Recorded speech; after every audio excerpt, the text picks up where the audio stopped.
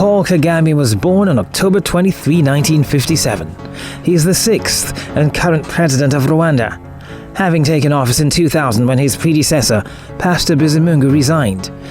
Kagame previously commanded the rebel force that ended the 1994 Rwandan genocide and was considered Rwanda's de facto leader when he served as vice president and Minister of Defense from 1994 to 2000. So we mainly focused on the very fact that there was need for change in the country and that these stateless people, ourselves, were everywhere in the neighboring countries and beyond, needed to come back home. Kagame was born to a Tutsi family in southern Rwanda. When he was 2 years old, the Rwandan Revolution ended centuries of Tutsi political dominance.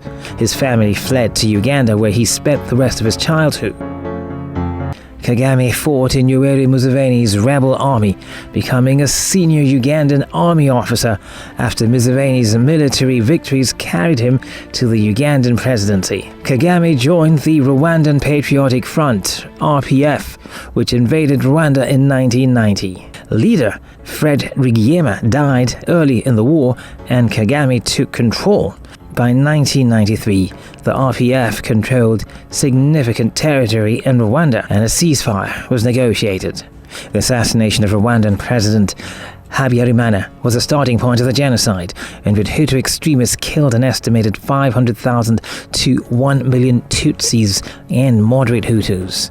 Kagame resumed the civil war and ended the genocide with a military victory. The information very clearly came in very fast, showing how targeted killings were being carried out and how these were spreading out not only in Kigali but going beyond Kigali to other parts of the country. And we knew that was the usual style the massacres had started. And we have to take action. During his vice presidency, Kagame controlled the national army and maintained law and order, while other officials began rebuilding the country. Many RPF soldiers carried out retribution killings, and at some point it seemed he was merely powerless to stop them. The RPF attacked and disbanded the camps in 1996, forcing many refugees to return home, but insurgents continued to attack Rwanda. As part of the counter-insurgency, Kagame sponsored two controversial rebel wars in Zaire. The Rwandan and Ugandan-backed rebels won the first war in 1997, installing Laurent Kabila as president in place of dictator Mobutu Sese Seko, and renaming the country the Democratic Republic of Congo, DRC. The second war was launched in 1998 against Kabila, and later his son, Joseph, following the DRC government's expulsion of Rwandan and Ugandan military forces from the country. The war escalated and lasted until the 2003 peace deal and ceasefire. As president, Kagame has prioritized national development, launching a program which aims to transform Rwanda into a middle-income country by 2020. As of 2013, the country is developing strongly on key indicators including healthcare and education. Its annual growth between 2004 and 2010 averaged 8% per year. Banking, finance, warehousing, telecommunication, any service you can imagine, which is currently about 44% of share of our GDP, has been growing very well.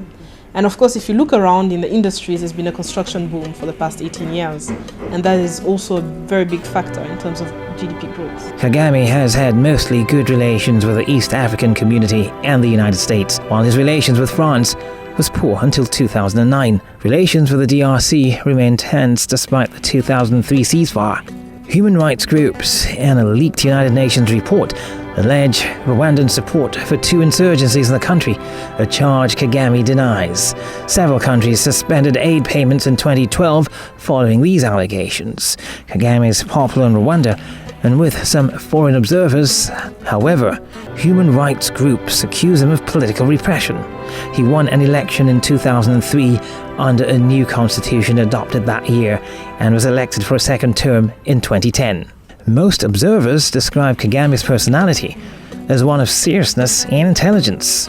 Richard Grant, writing in London's Daily Telegraph, described Kagame as radiating a quality of intense seriousness that is both impressive and intimidating.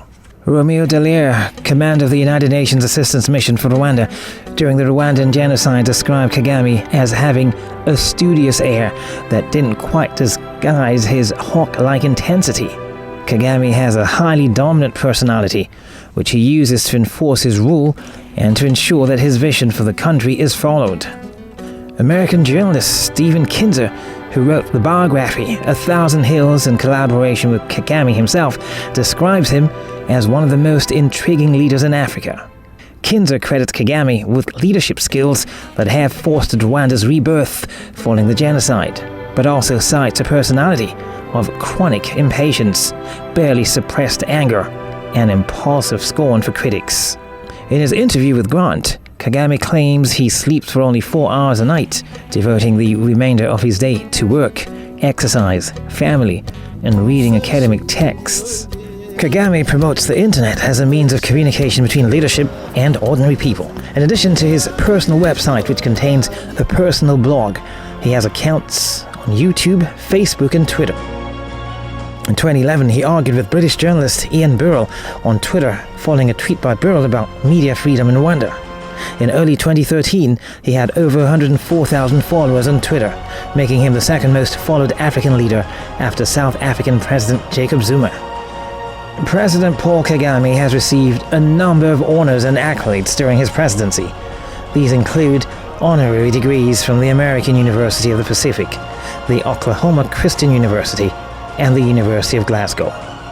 The Andrew Young Medal for Catholicism and Social Progress by the Georgia State University, and a Clinton Global Citizen Award.